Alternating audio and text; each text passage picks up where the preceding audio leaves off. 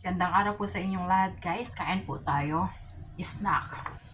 Ayan. Nakaramdam kasi ako ng gutom. Katatapos ko lang maglinis ng sasakyan.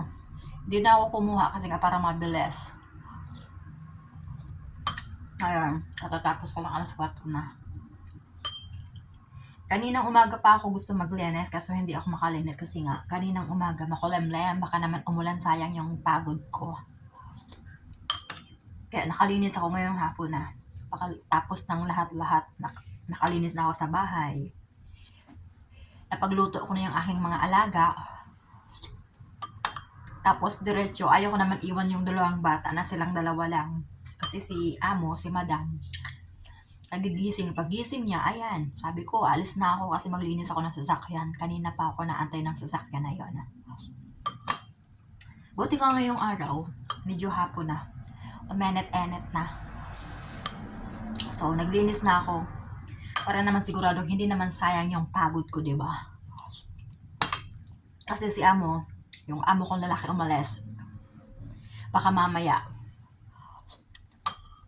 yung sasakyan hindi naman mapasok sa garahe. Diba, kung umulan, di sayang yung pagod ko, sayang yung koskos ko. Ay, nako.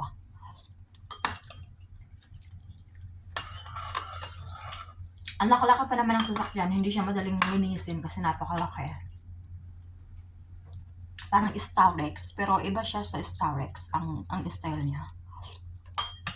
Ang laki, pang family talaga. Kaya matagal ako nakakalitapos doon. Pag mabilisan sobra-sobra, mahigit 1 hours. Kasi nga, linis sa labas, sinasyan ko yun. Tapos, syempre binabacuum ko, tapos pinupunasan yung loob. Ako pa naman, pag naglinis, gusto ko puledo. Talagang yung kumekaslap-kaslap, aba. Kaya wala naman siyang masabi sa linis ko. Kumpara sa linis ng iba. Alam niyo guys, sabi kong pagkain, pag nag-uop ako, marami akong binibili. Tapos yung cabinet, ayan. Ayan, sa taas, pinakataas na yan sa akin yan. Hindi masyado makita. Ayaw kong magutom. Hindi pa siguro lang.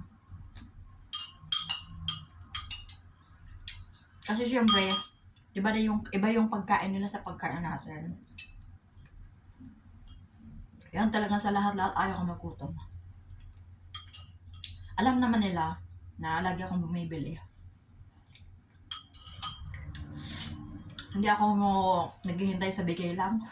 Gusto ko meron akong pagkain. Kapag nagutom ko, ora mismo kakain na cash.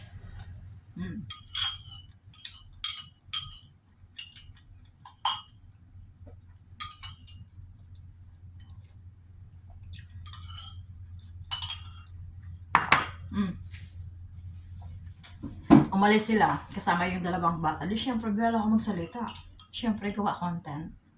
Yun na lang talaga ang libangan ko ngayon. Pag nalingat yung mga amo ko.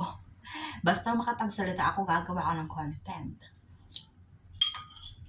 Kasi kapag nandito sila, di naman ako makakapagsalita. Gagawa ako ng content, pero hindi ako magsasalita. Ayoko nang nakaka-estorbo ako. Tsaka hindi kasi alam ni amo na nag-ano ako eh. Mas gusto ko yung hindi nila alam. Kahit yung profile ko, iba. Iniba ko kasi nga, para hindi nila malaman. Kasi baka mama ipagbawal, di ba? Pero wala silang masabi sa akin sa phone. Kasi gumagamit ako ng phone pag wala talaga akong ginagawa. Kaya wala silang reklamo sa akin sa phone. Minsan nga, sinasabihan pa ako niya ng phone mo. Tingnan mo naman kasi nagbe-message, tumatawag kami sa'yo, hindi mo naman sinasagot. Kasi minsan talaga, pag ako gusto ko, pag may gawain ako, gusto ko tapusin lahat. Ayaw ko nang istorbo yung phone. Kaya gumagawa ako ng content pag wala talaga akong gagawin. Pag hindi ako busy. Tingnan nyo guys, lapit ko nang maubos sa konti-konti. Nagutom talaga ako, promise.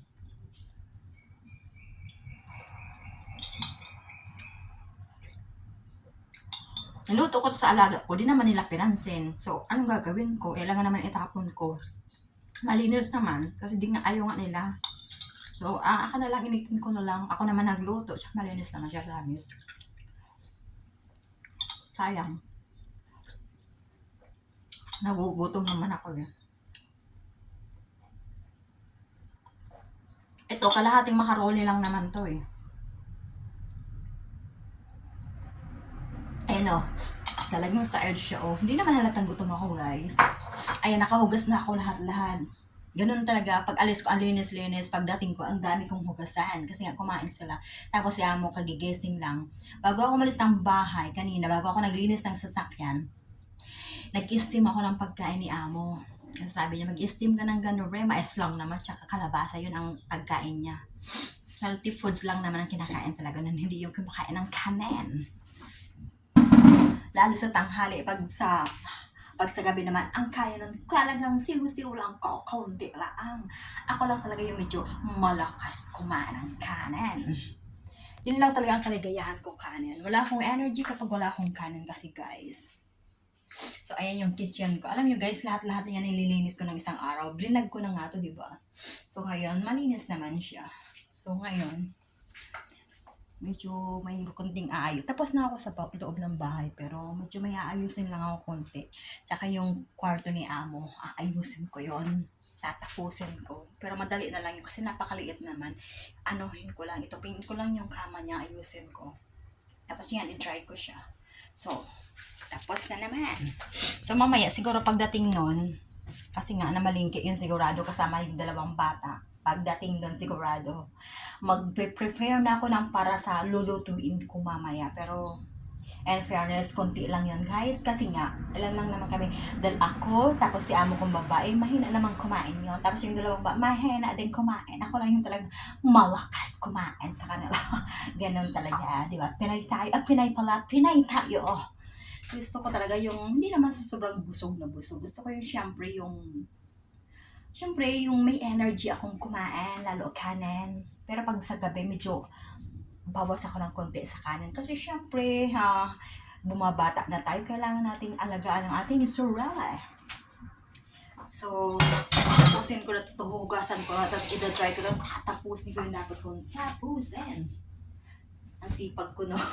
Charot. At least may na-content ako guys sa inyo. So, i-share ko lang po yung ginawa ko ngayong araw. Thank you so much po sa lahat po. Lalo na po kay Sir Theo Vlog. Siya po yung laging nag-comment po ngayon sa content ko. Thank you so much po. Shout out po sa iyo, Sir Theo Vlog.